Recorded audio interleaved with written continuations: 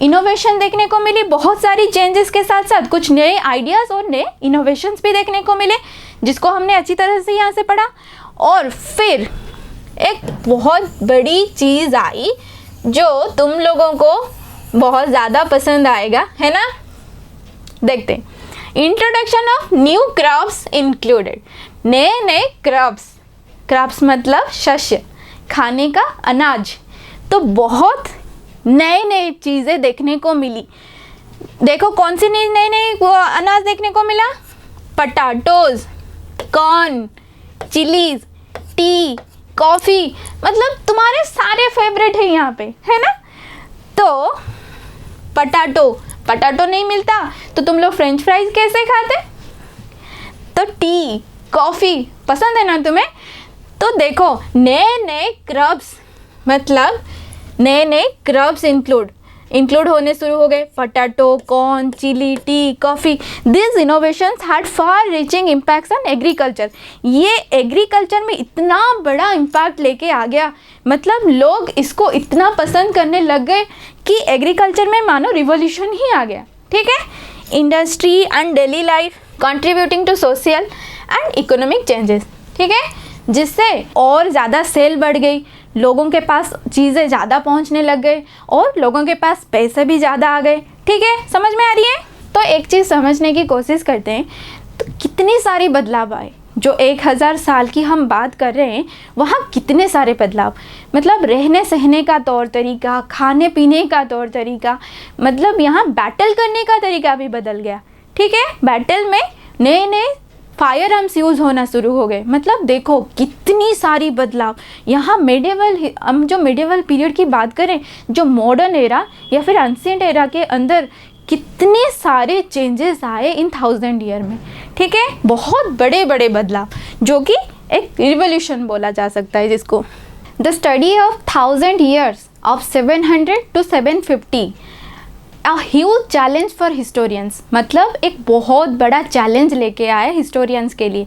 क्यों? क्योंकि उसी दौरान बहुत सारे बदलाव आए, लोगों के political life, social life, economic life, बहुत सारी चीज़ें, खाने पीने के तौर तरीके, सारी चीज़ों में बदलाव देखने को मिला।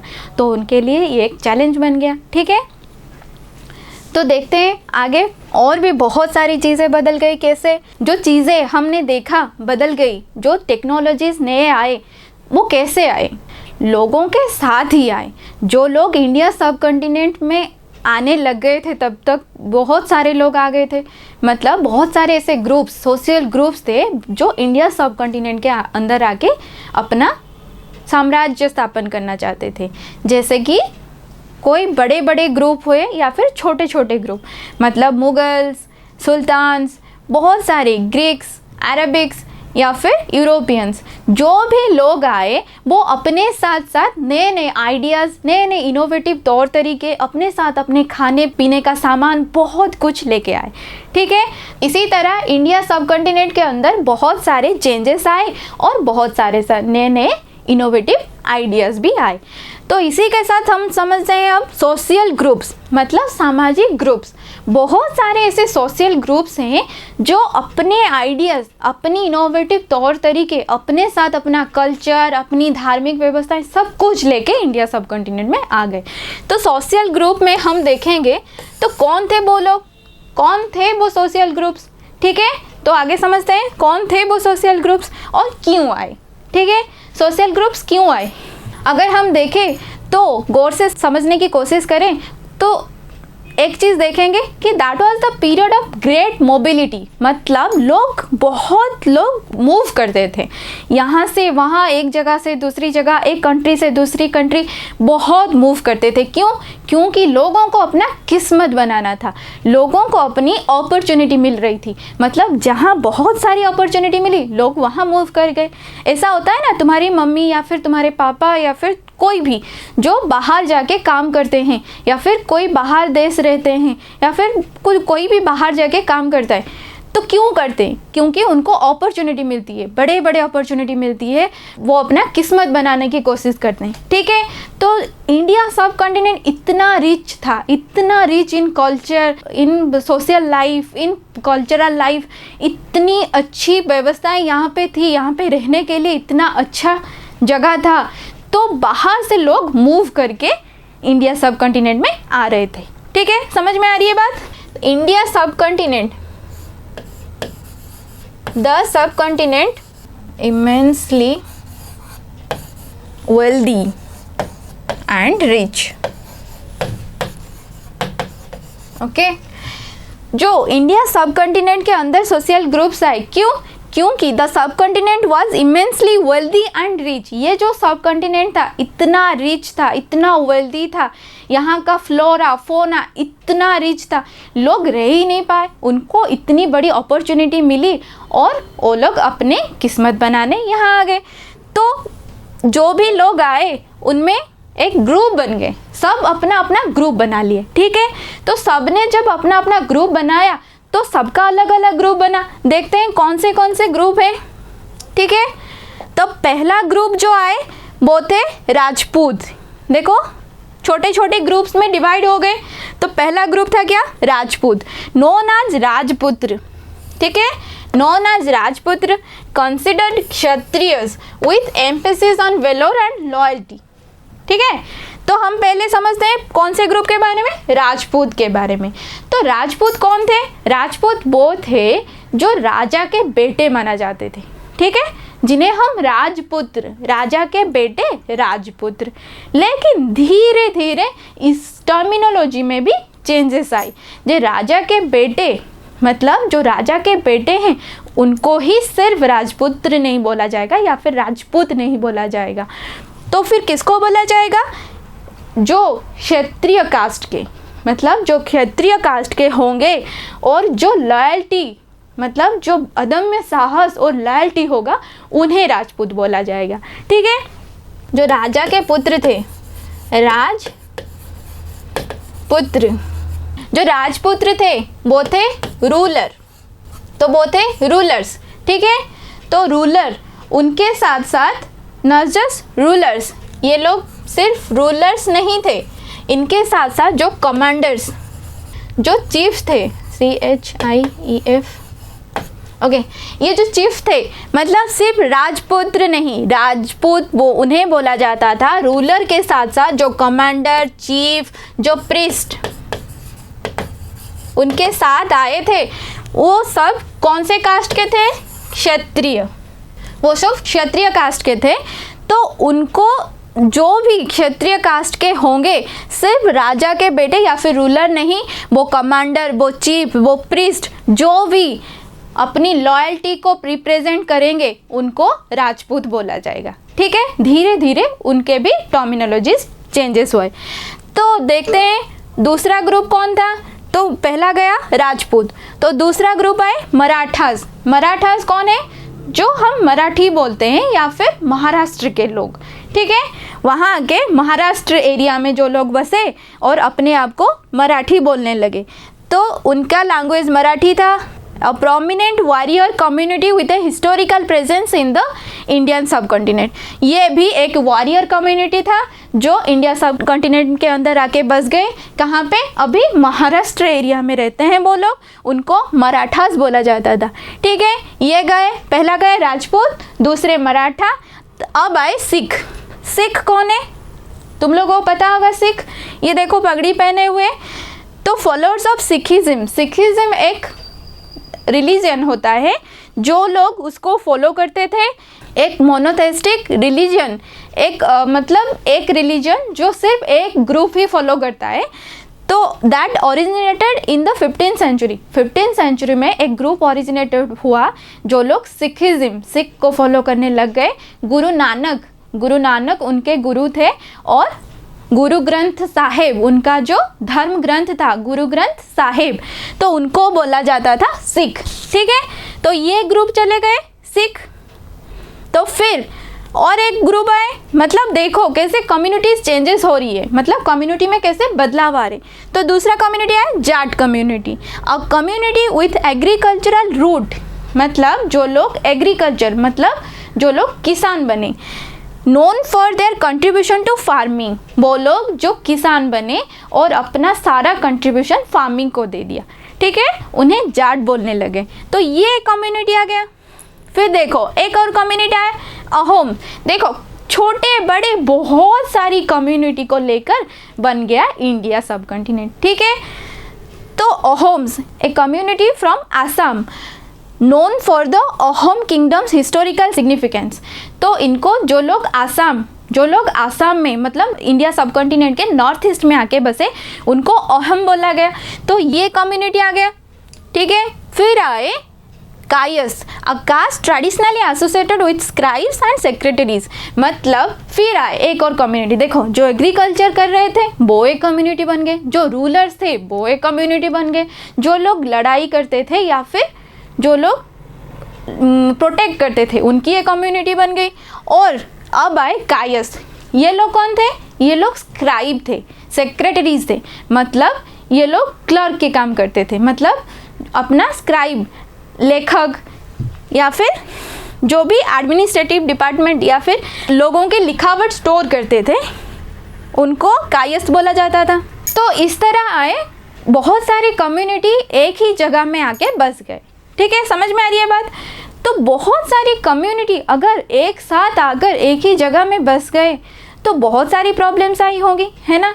तो जो पहले वाले यहाँ पे रहते थे, मतलब जो हंटर्स गैदरर्स से बदलकर नए फार्मर्स बने थे, वो लोग कहाँ गए, ठीक है। तो वो लोग कहाँ गए?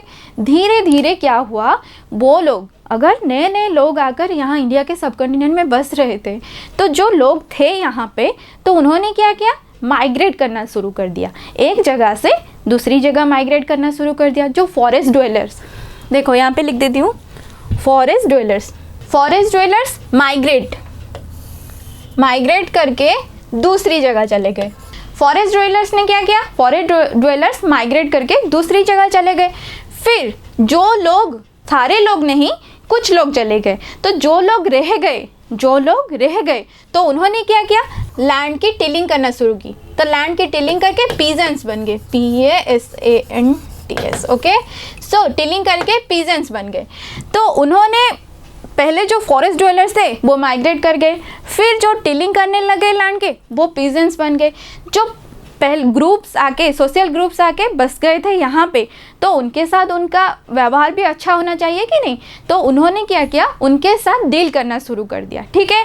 जो लोग पैसे वाले लोग थे वो जमींदार बन गए या फिर लैंड ओनर्स बन गए, और उनके अंडर जो लोग काम करने लगे वो फार्मर्स बन गए, फिर उनके अंडर जो लोग काम करने लगे क्राफ्ट्समैन बन गए। ऐसे करके लोग कुछ ना कुछ काम अपने आप में चूज़ करने लगे, ठीक है।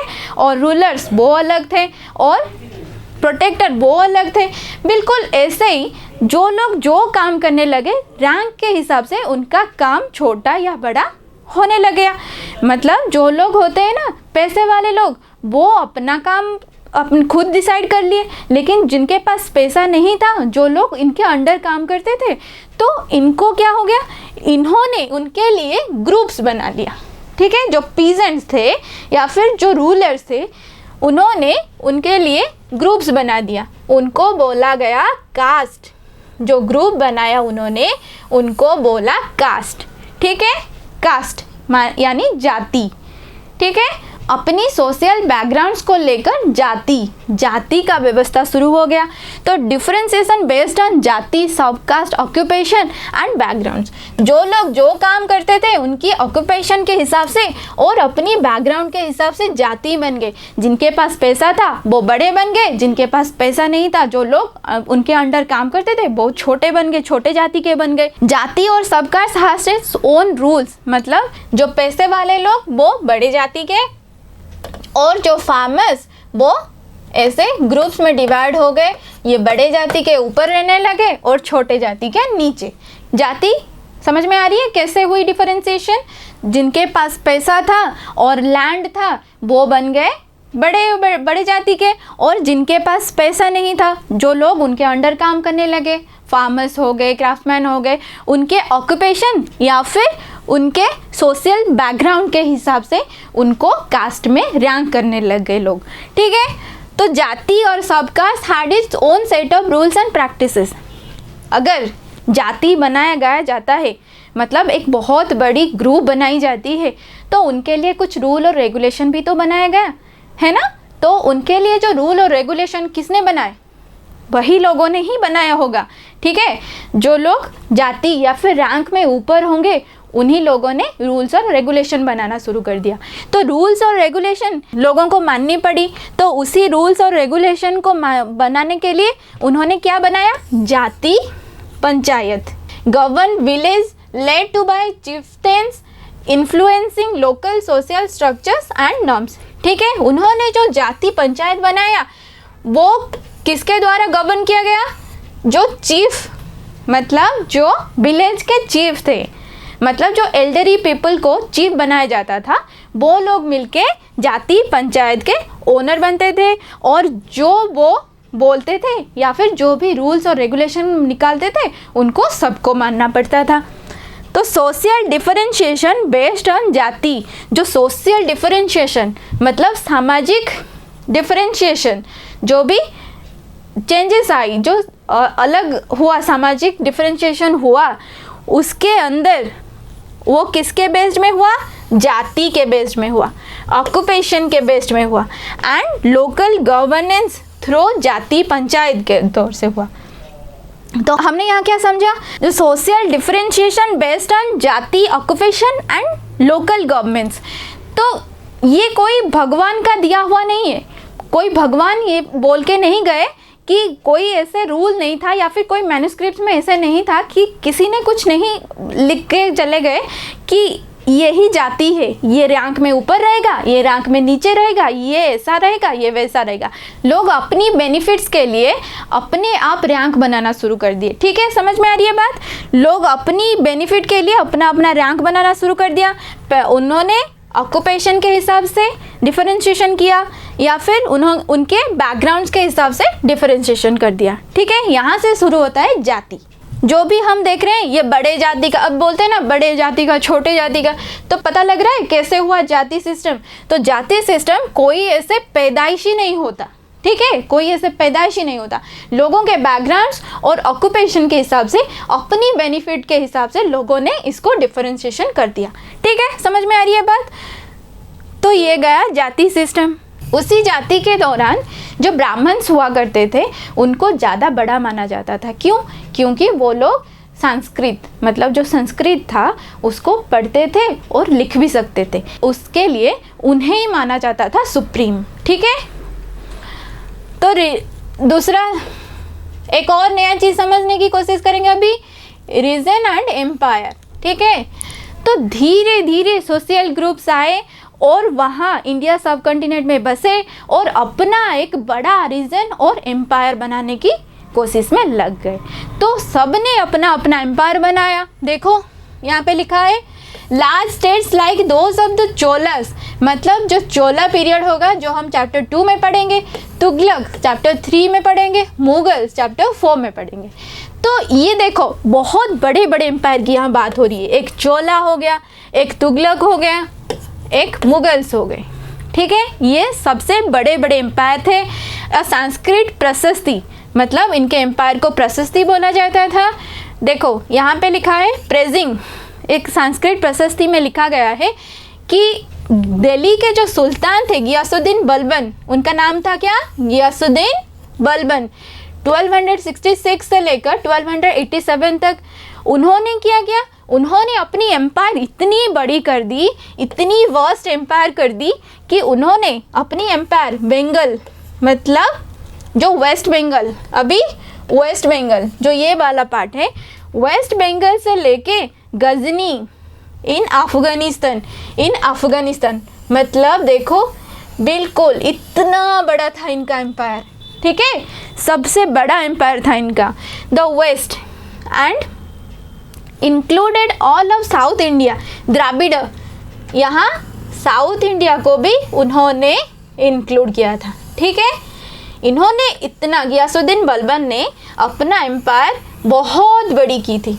ठीक है, लेकिन यहाँ पे जो ऊपर वाला नॉर्थ में जो कश्मीर पार्ट है या फिर नॉर्थ ईस्ट, ये जो नॉर्थ ईस्ट पार्ट है, इन्होंने इसको कैप्चर नहीं किया था। सिर्फ बंगाल से लेके अफगानिस्तान और साउथ इंडिया के पार्ट्स हो गए। People of different region, Gauda, Andhra, Kerala, Karnataka, Maharashtra and Gujarat apparently fled before his armies. Historians regard this as exaggerated claims of conquest. ठीक है, समझ में आ रही है चीज़ें? तो मतलब बहुत बड़े बड़े एम्पायर की स्थापना शुरू हो गई थी। तो देखते हैं, तो ये कौन थे? दिल्ली के सुल्तान गियासुद्दीन बलबन। और फिर बाबर आए, बाबर ने भी अपना एम्पायर इतना बड़ा कर दिया कि उन्हें खुद भी नहीं पता था कि उनकी एम्पायर कितनी बड़ी है। बहुत बड़ी एम्पायर बना दी थी उन्होंने। नॉर्थ ईस्ट को भी शामिल कर दिया था, यहाँ कश्मीर को भी शामिल कर दिया था, यहाँ पे अफगानिस्तान, ईरान, पाकिस्तान, सारी चीज़ें। ठीक है, हमने अब तक क्या पढ़ा? हमने पढ़ा कि सोशल और पॉलिटिकल ग्रुप्स कैसे आए, फिर उनके अंदर चेंजेस कैसे हुए, और वो सोशल और पॉलिटिकल ग्रुप्स धीरे धीरे बढ़ के एक बड़े रीजन और एम्पायर में कैसे बदल गए। ठीक है, अगर एक बड़ी एम्पायर और रीजन की हम बात करें तो वहाँ पे रहने वाले लोग अपना अपना रिलीजन भी तो फॉलो करते होंगे, है ना? तो रिलीजन में ओल्ड एंड न्यू रिलीजन समझेंगे। ठीक है, रिलीजन मतलब धर्म, जो भी धर्म हम मानते हैं या फिर जो भी भगवान को हम पूजा करते हैं। ठीक है, इट्स रिलेटेड टू भक्ति, जो कि हम 6th चैप्टर में पढ़ेंगे। तो पहला आया रिलीजन हिंदुइज्म। ठीक है, अगर रिलीजन की बात करें तो हमारे दिमाग में बहुत सारे रिलीजन आते हैं, तो लेकिन सबसे पहला हिंदुइज्म, फिर मुस्लिम या फिर इस्लाम। तो हम पहले हिंदुइज्म के बारे में पढ़ते हैं। तो हिंदुइज्म में क्या है? In Hinduism Brahmins played a significant role. अभी बताया था ना कि ब्राह्मण्स को सुपीरियर माना जाता था। क्यों?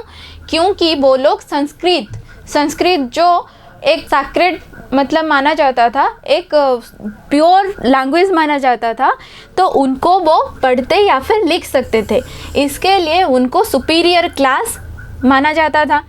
तो being a part of the priestly class मतलब वो लोग पूजा करने लग गए। ठीक है, the idea of bhakti means devotion, मतलब भगवान की पूजा। Emphasising devotion and personal connection to the divine become prominent, मतलब भगवान की पूजा करने लग गए। हिंदुइज्म में ज़्यादा गॉड मतलब मूर्ति पूजा में बिलीव करते थे लोग, तो डिफरेंट गॉड सुप्रीम भगवान को मानकर उनकी पूजा करने लग गए। ठीक है, ये हो गए अलग अलग तरह के भगवान जिन्हें हिंदुइज्म में पूजा जाता है। ठीक है, तो ये गया हिंदुइज्म। फिर आया मुस्लिम पीरियड। ठीक है, पहला गया हिंदू पीरियड, दूसरा आया मुस्लिम पीरियड। मुस्लिम पीरियड कैसे, कौन थे? तो मुस्लिम जो थे ये इस्लाम रिलीजन के थे। तो इस्लाम में भी 2 ग्रुप्स बन गए, जैसे Siya groups and Sunni groups. तो सिया कौन थे और सुन्नी कौन थे? इस्लाम जो रिलीजन थे उनके फाउंडर कौन थे? प्रॉफिट मोहम्मद।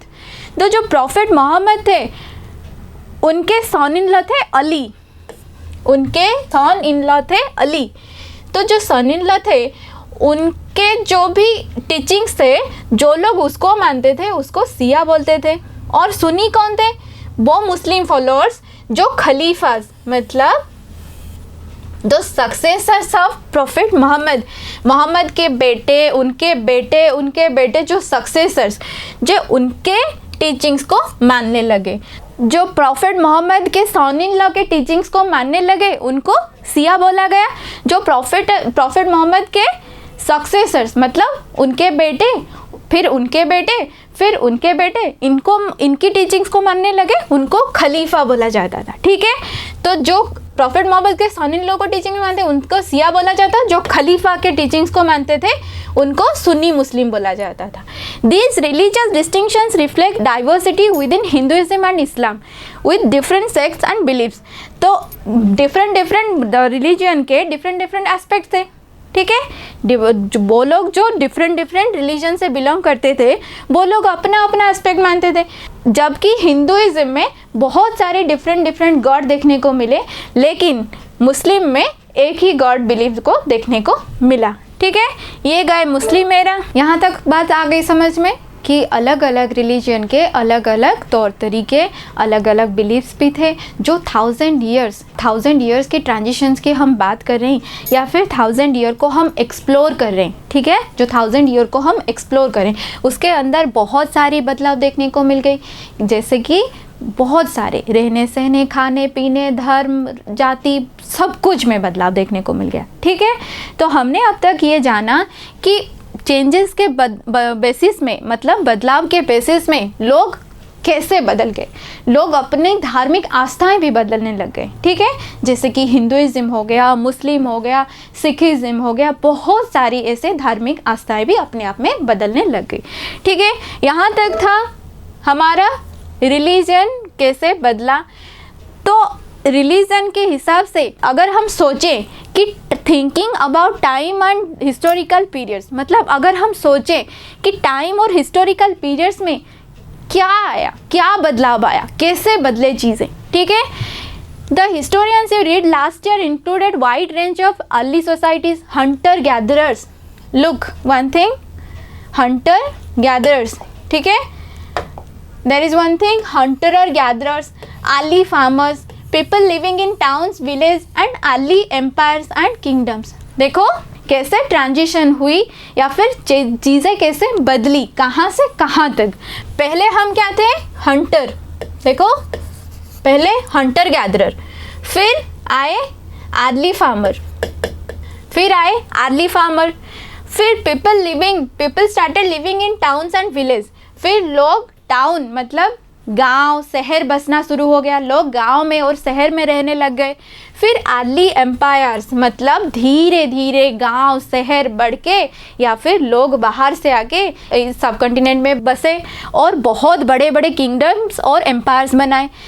तो धीरे धीरे कैसे चेंजेस आए मेडिएवल पीरियड में। The histories you will be studying this year are often described as medieval। ठीक है, इसको हम medieval period बोलेंगे। You will find out more about the spread of peasant societies, the rise of regional and imperial state of formations।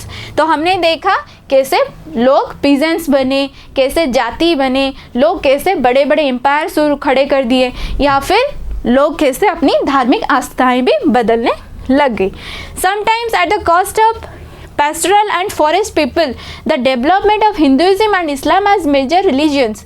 देखो the development of Hinduism and Islam major religion, मतलब दो major religion बन गए, जो बहुत बड़े major religion बन गए, हिंदुइज्म एंड इस्लाम।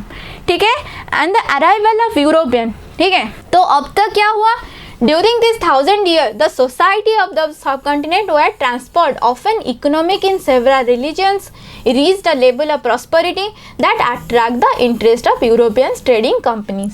तो ठीक है, अब हम आ चुके थे मेडिएवल मतलब अर्ली मेडिएवल से हम मॉडर्न एरा तक आ चुके थे। ठीक है, समझ में आ रही है बात। तो हम यहाँ 700 से लेके 1750 तक की बात कर रहे हैं। ठीक है, तो अब तक सारी चीज़ें बदल के 700 के से लेके 750 के आसपास आ चुके थे।